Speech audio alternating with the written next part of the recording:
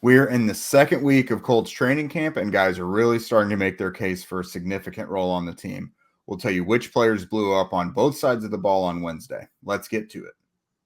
You are Locked On Colts, your daily Indianapolis Colts podcast. Part of the Locked On Podcast Network, your team every day.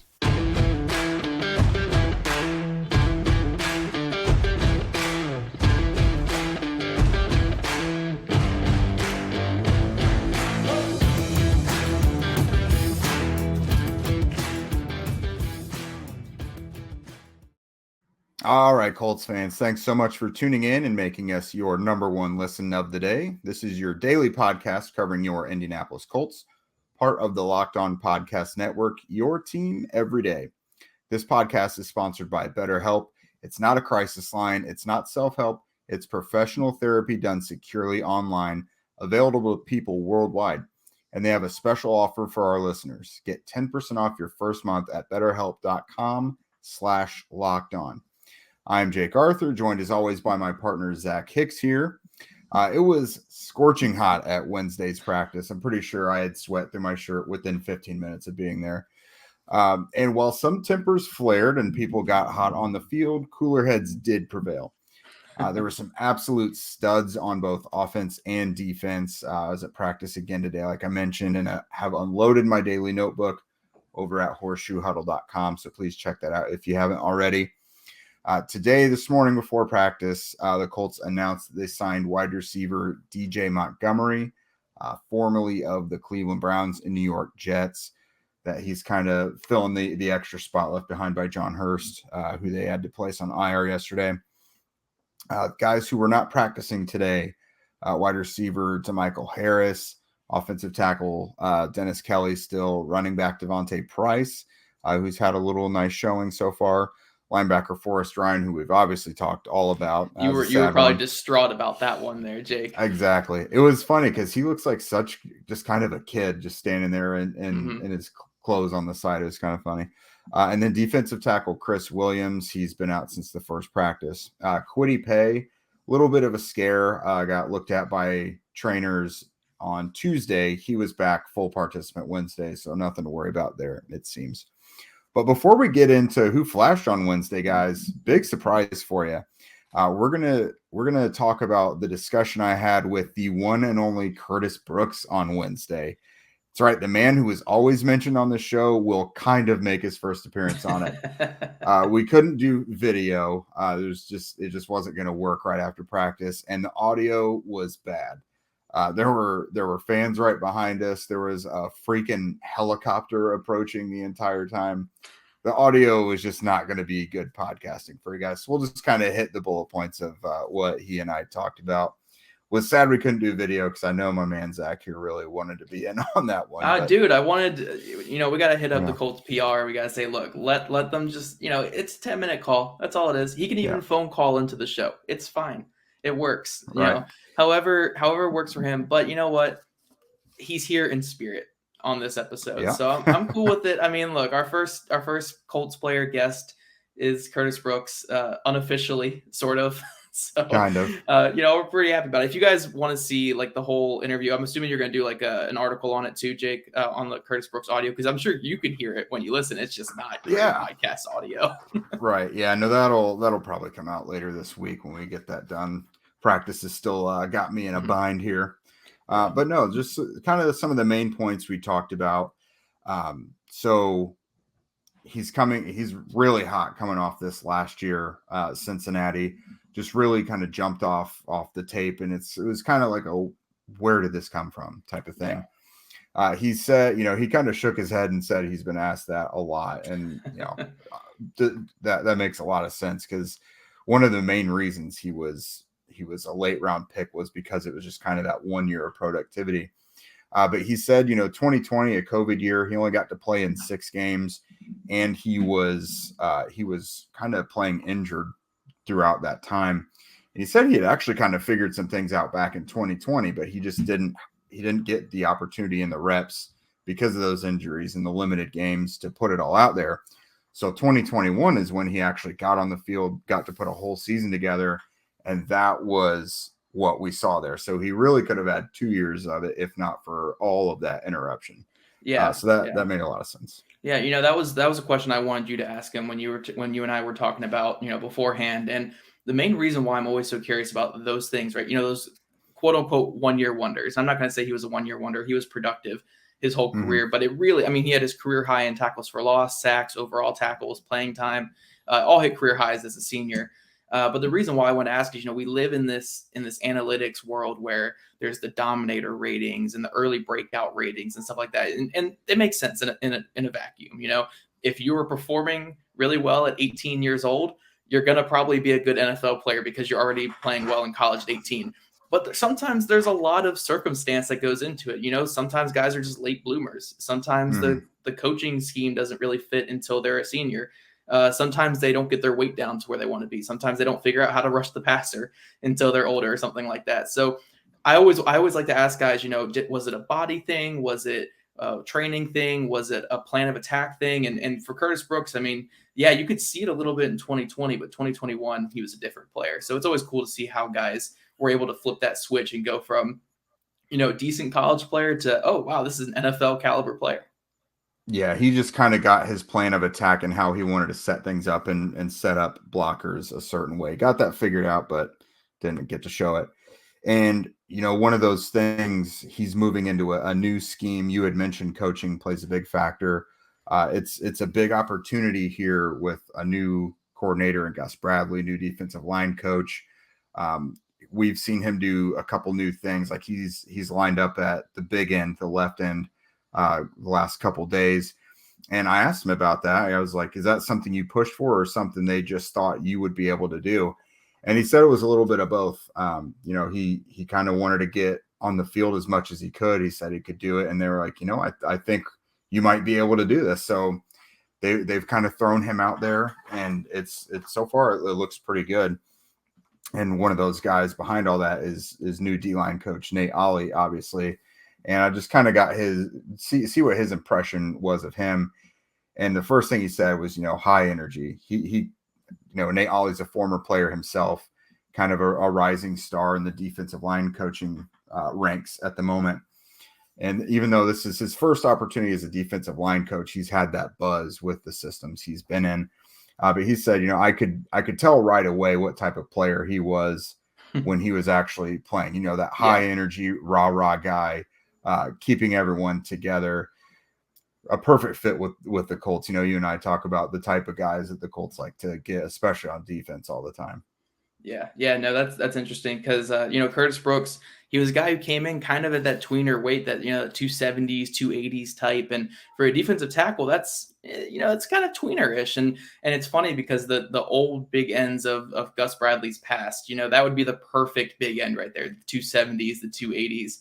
So seeing Brooks get some rotation out there, because, there's going to be a lot of sets where they're going to want Grover and Buckner out there, but to still keep the size on the field, to keep maybe a good run defensive set out there, you will have maybe a guy like Curtis Brooks at defensive end, along with a Tyquan Lewis maybe on the other side. So I think that's really interesting possibilities with him playing some defensive end, and anything positive about Nate Ollie I love hearing too, because Nate Ollie is a guy that I've heard people just rave about for a while. So it's awesome to see, even more positive stuff about him.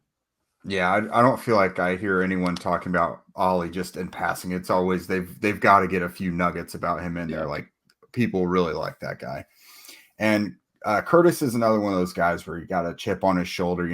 I've kind of always had to depend on my game type of player, but that doesn't mean he's not soaking in everything from the guys with experience around him. He talked about Tyquan Lewis, DeForest Buckner, Grover Stewart. He's really trying to lean on those guys and figure out how they operate. Yannick Ngakoue as well. And I know something you were really interested in is you love these patented pass rush moves from guys. Defoe has that swim. Yannick has the cross chop. He also has this side hop thing. Like, I'm sure you've seen it on film. That's the cross chop. Yeah. That is it? Okay. Yeah, so the cross chop is, and I did a whole article with it at Horseshoe Huddle. I broke it down bit by bit. It's where you're selling that bull rush, you're selling the inside move, you're stepping in with that left foot if you're rushing from the right side. And then it's like a Euro step back to the outside, and then you're bringing your other arm to cross your body to cross down that outside hand so you can turn the corner. It's a beautiful move. And honestly, I've said it for a while now. Yannick Ngakoue is the king of the cross chop. It's a gorgeous move. Oh, you see it a lot. And yeah, so I think I told you Curtis has the stab rip. Is that what I said? Yeah, I hadn't heard it in that exact terminology before, but the stab rip, basically, the arm and rip back, and kind of try and send your blocker packing back that way. Yeah, a common name for it when it's a two-hand thing. If he's doing it with the one hand, that's perfect as well. But with two hands, it's usually called the push-pull. Very, very, very generic way to say it. A guy who always made that great was Geno Atkins, and Grady Jarrett actually was really great with the push-pull. So a guy who we kind of, not officially compared Curtis Brooks to, but kind of were like, it could be like a late-round gem like that. He's a player who also used a similar move to that. So, it's what pass rush specialists and D-line coaches and stuff always say is the guys who have that one move, that one unblockable move, that one move that they've perfected, that's what a great pass rusher does. They have that move. Again, Buckner has the swim, Yannick has the cross chop. So hopefully, if Brooks can keep working on this, that can be his bona fide move. I'm sure he can. I'm pretty sure I've seen every defensive line practicing that exact move every time I've ever seen it. Like every coach teaches that. So with a guy like that who works as hard as he does, I'm sure he can master that. But yeah, I want to thank Curtis again. We would have brought you the audio or video of that, but it's just not really. Curtis, if you're listening, for whatever reason, if you're listening, give us a call, come on the show, come officially on the show. We don't even have to tell Colts PR. No, I'm just kidding. We will tell Colts PR, but you're gonna get me in trouble now. I know, but just come on the actual show. It'd be great. But no, we do appreciate the insight. I just love learning from these guys as much as possible. So even just little nuggets like that is huge for me personally. And I know for you guys as well. Yeah. No, he's had a really good camp so far. We're sure that's going to continue. But before we move on and talk about Wednesday's offense, let's talk about our friends over at Built. If you haven't already tried Built Bar Puffs yet, you are depriving yourself of one of life's greatest joys, guys. And guess what? There's a new flavor. Ready? Delicious, indulgent cookie dough. It's legit. I've had it. There's little bits of cookie dough on top. It is nice. It's covered in chocolate. That's right. Built has done it again. Let me introduce you to your new favorite. Cookie dough chunk puffs have a light and chewy texture, real cookie dough chunks, and of course, they're covered in 100% real chocolate. It's all of the joys of eating cookie dough without the hassle of making it. Plus, it's healthy for you. Cookie dough chunk puffs are only 160 calories, and they have a whopping 15 grams of protein in them. Run to Built.com and snag a box for yourself and the family. It'll be the perfect treat, or you can find a really good hiding place and just hoard them for yourself. Who doesn't like to do that? But what's great about Built is that all of their bars are made with collagen protein, which your body absorbs more efficiently and provides tons of health benefits. Eat something that tastes good and is good for you. You're going to love the new cookie dough chunk puff, whether you need a snack for your workout, a late night treat, or just need to grab a quick bite. Built is the perfect protein bar, and they taste better than a candy bar. Ditch the calories, fat, and sugar, and grab yourself a Built bar. Go to Built.com and use promo code LOCKED15 and get 15% off your order. Use promo code LOCKED15. So, Zach, on offense, Wednesday was all about the studs flexing their muscles. It was that day where everyone establishes we are the guys that we are. Matt Ryan was his usual self. Jonathan Taylor kicked off 11 on 11s with a couple nice runs, but Michael Pittman Jr. really showed up today. We hadn't seen a fight yet really in camp, and so we already knew that it had to be Michael Pittman Jr. first, him and Rodney McLeod, which was kind of surprising. Their tempers flared. They started throwing fists. It was not just a shoving that we looked over and there were fists flying. It got broke up quickly, though, luckily. After practice, Frank Reich said, we don't like that to happen, but of course, we just kind of take care of it in-house quickly. But on the field, Pittman was just an absolute stud. Again, my favorite play of the day was about a 15-yard dig. Ryan hit him. Stephon Gilmore was all over him. They collided at the catch point, and Pittman still hung on. It was just a really strong hand, strong-bodied catch that you want to see your alpha receiver make. And he just did stuff like that all day. It was really good to see. Yeah. Again, for all the praise that we've thrown Michael Pittman Jr.'s way from last season, the way that he played, and from everything that we kind of saw, we still didn't really see everything he was capable of, just because the passing game was so inconsistent overall last season. So for all the big plays we saw down the field, or the nice little, routes underneath, or a quick out or something like that, we never really saw Michael Pittman Jr. as an over the middle receiver, as the guy who could who could catch those digs, as a guy who could catch slants, perfectly timed throws and stuff like that. Again, because the passing game was not very efficient in that area of the field over the middle. So I think we are going to see a kind of a more complete Michael Pittman Jr. this year, with Matt Ryan, with a more efficient quarterback, with a quarterback that can hit him on those timing routes over the middle, and who's not afraid to attack the middle of the field. So like I said last podcast, this is what we expected from Matt Ryan and Michael Pittman Jr. in camp, but it's still great to continually see it. Yeah, and Pittman was not the only receiver that really showed out today. Our guy Ashton Dulin was big. I know Zach is pumped to hear that. Whether it was 1-on-1 drills, 7-on-7s, 11-on-11s, he had a few chunk plays, but he had the play of the day. Yep. It was late in practice. Nick Foles tossed it up to him. Ashton was lined up on the outside right boundary against Isaiah Rodgers. Foles chucked it up about 40 yards. Ashton just, jumped up and high pointed it over Rodgers. And I think Rodgers got a hand on it, maybe even grabbed it first. And then before they hit the ground, Dulin ripped it out of Rodgers' grasp and came down with it. It was a huge play. I don't quite think it got to the end zone, but it was huge. It got everyone in the stands cheering, everyone on the sidelines like, oh wow. Yeah.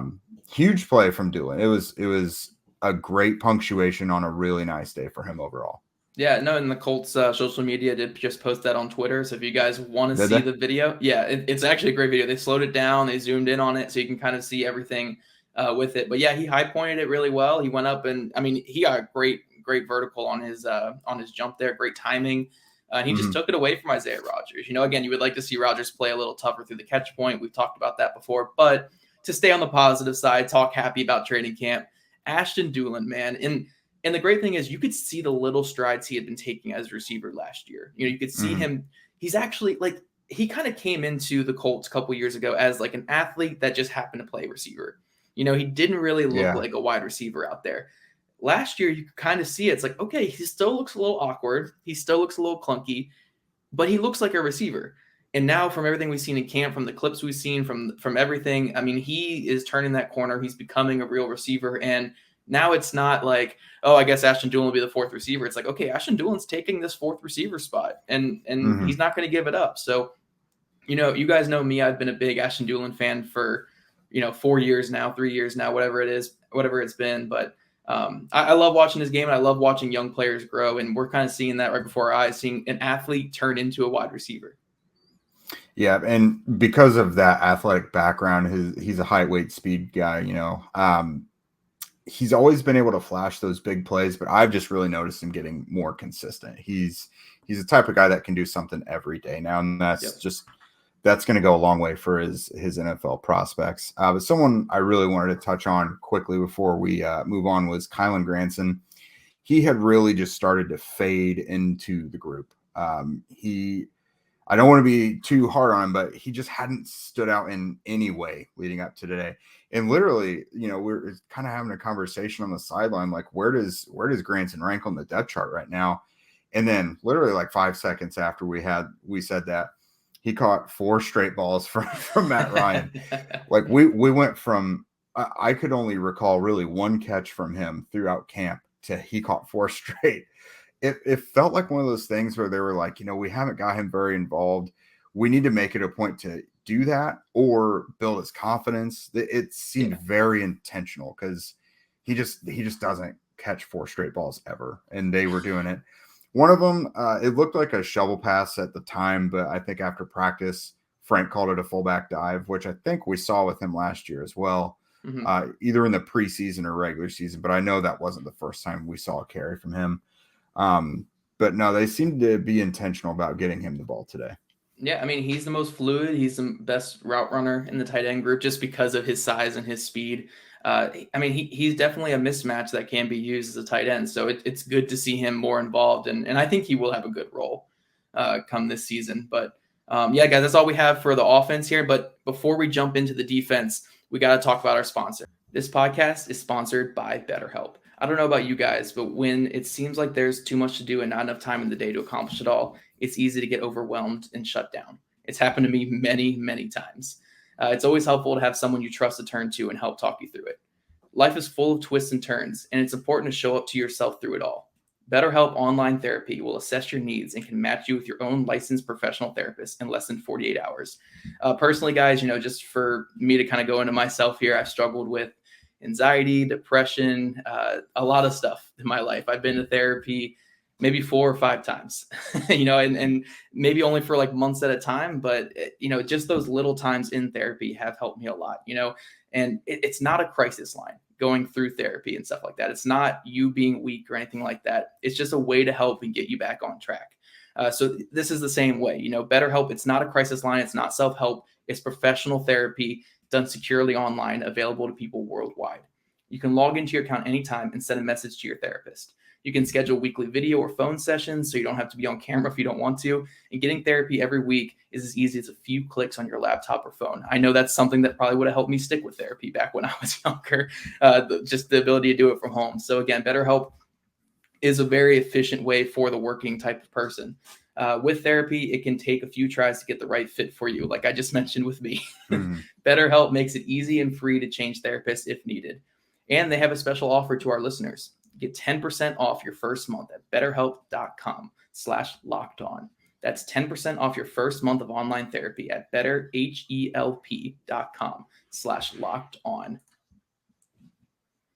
All right, guys, jumping into the defense now. And you know which name I keep seeing? I know we talked about it in this last podcast as well, but it's a guy in a contract year, huge year, who kind of needs to have a big season in this new defense. But Bobby Okereke, I keep seeing his name popping up. Jake, what did you see from Bobby O and also the linebackers? Because again, we keep talking about these linebackers a lot in these defensive segments. Yeah, not as quite as big as yesterday. Yesterday he just popped off like constantly. You just saw him making these pass breakups and everything. But they worked on a lot of short yardage stuff today. So of course the linebackers are very active. You see that sideline to sideline range from a guy like Bobby, and I think he's really been the will with Darius out. Okay. So you see him more so being the free range guy going around there. So yeah, he's just on the outside runs. He's meeting guys at the edges. He's been able to seal things off. He's always one of the first guys to hit the ball carrier. Quarterbacks obviously are thinking twice before throwing over the middle of the field when he's right there. So Okereke I feels like every summer he is just a practice star. Honestly, whether it's during the regular season or training camp or OTAs, whatever, he's a practice stud. And let's hope that translates to taking even a step or two higher under Gus Bradley in this new defense. All right, now that you mentioned a practice star, though, who we need an update on is the guy who, honest question here. If you're a new offensive lineman coming into the NFL, would you rather go against Aaron Donald one-on-one or training camp Ben Banogu? I mean, let's throw Reggie White and Bruce Smith into the mix. Why don't we? If we're Lawrence Taylor, all these guys. Oh, yeah. I think the one I'd be most scared of is training camp Ben Banogu. What's the update on Ben Banogu? Is he dominant like usual? Yeah, man. I mean, last year it was every practice, here comes a sack. And the most encouraging part of it is it wasn't just him today. I counted on at least 2 occasions. So the second unit defensive line has been Ben at Leo and then Dayo at left end. Okay. They converged on Nick Foles twice today together. Like, you can't really say who got it because they were there right there to kill the play. That's so encouraging because, I mean, you just wrote a piece on the second wave of pass rushers, and in a perfect world, Ben and Dayo are your guys. You can throw Dayo in there in the middle as well, Tyquan in there. But number one, what Ben looks like in practice, at least during training camp, so you're not really concerned about that. Dayo, you're just looking for any sort of growth based on the little he was able to do last year from coming back from the injury. But shoot, man, this I had my eyes locked on defensive linemen all day today. They were not the only ones that did it, but God, that was so encouraging.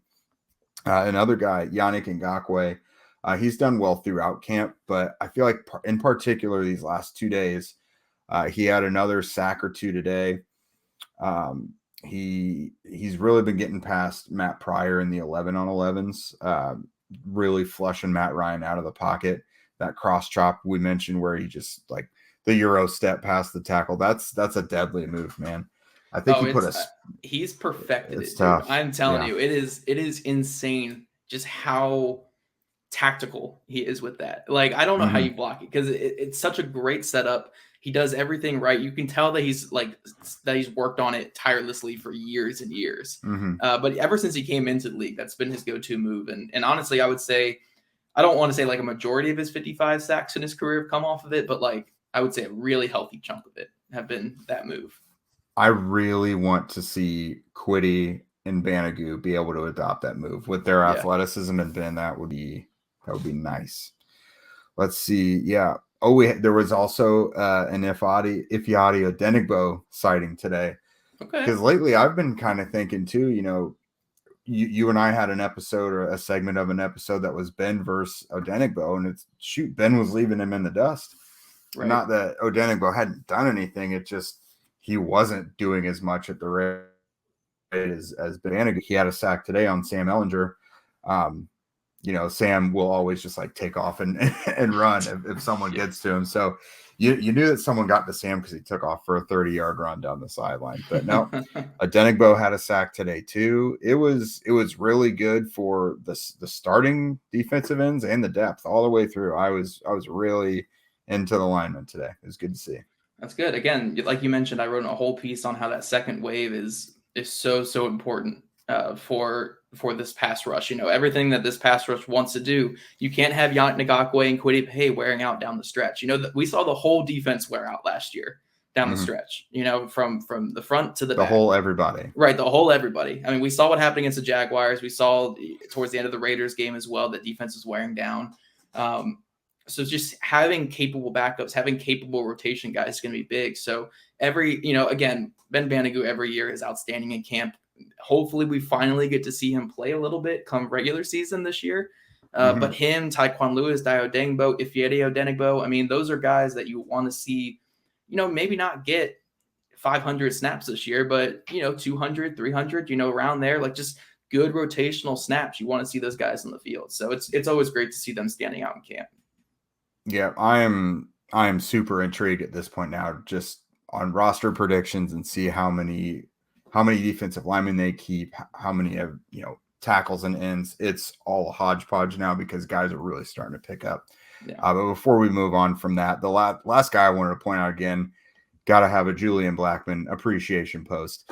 I think Kevin Bowen got video of it today, but it was one-on-ones. Nyheim Hines came out with the receivers, of course. He was coming over from the left side, and Blackmon, just exactly what you want to see a free safety do, met him right at the catch point and just blasted the ball away from him. It was beautiful. If you guys haven't seen that yet, go to Kevin Bowen's Twitter. The video is on there. It was nice. It was Julian Blackmon. I'm going to knock on wood here, but God, it looks like he's absolutely going to pick up where he left off before his injury. We got to hope so. The free safety is humongous in this man match cover 3 scheme. So you're going to need a guy over the top who can be rangy, but can also come downhill and hit a little bit. So, and Julian Blackmon fits that perfectly. It's just what we're going to see post injury. And yeah, everything from camp that I've seen, every video, everything that people are saying, like, looks like he's back. So fingers crossed, obviously, knock on wood, but that could be huge for the Colts defense, keeping up their level of play the past couple of years. Most definitely. All right, guys. Well, I think that's going to put a bow on it for us today. We're going to be back with you tomorrow. Of course, the Colts have their last practice of the work week on Thursday, and then again on Sunday. If these last several practices have been any indicator, will be packed once again. I know if I'm getting there a little late, it is hard to find a parking spot. So you guys keep coming out in waves. You're doing a great job showing up for this team. It's been a lot busier than it has in years past. But I'll be bringing you my notebook. We'll bring you top to bottom coverage from everything training camp related. Yeah, make sure you guys are following Jake on Twitter at JakeArthurNFL. Get those notifications on. He's at pretty much every single training camp practice this season. So make sure you got that. Andrew Moore, NFL as well. That's going to be our other writer with Horseshoe Huddle that will be at training camp. Make sure you turn on those notifications for him. And then obviously me at Zach Hicks too, if you just want some snark in your daily life. I mean, that's always fun as well. You can follow all of our written work over at horseshoehuddle.com. That's where Jake is putting all of his daily notebooks and daily just notes from practice. You can go check that out there. Keep up the work on YouTube, guys. Our subscribers on YouTube, I think, is like 615, 620. And there is a challenge on Twitter right now that if we get to 1,000 subs by the end of August, I have to make this picture here so you guys can go on YouTube and see. Oh, God, it's beautiful. We're going to have to censor it or something. I don't know. But this picture right here. You can't see anything. Yeah, this picture right here will have to become my banner on Twitter for the whole season if you guys get us to 1,000 subscribers by the end of August. So it's beautiful. Early August, we're above 600, so I think there's a good chance that happens. I probably should have made it 2,000 subscribers, but that's fine. But also, wherever you guys are listening to the podcast, Apple, Stitcher, Spotify, wherever, make sure you rate, review, subscribe, and also to click that notification button on there and make sure that you get our podcast first thing in the morning. But we appreciate all the love so far, guys, and just keep it up. Yeah, please and thank you. But thank you guys again for making Locked On Colts your first listen of the day. Now make your second listen to Locked On NFL podcast. Our national NFL experts and insiders keep you guys dialed in with the biggest stories and the latest news from around the league. We'll see you tomorrow.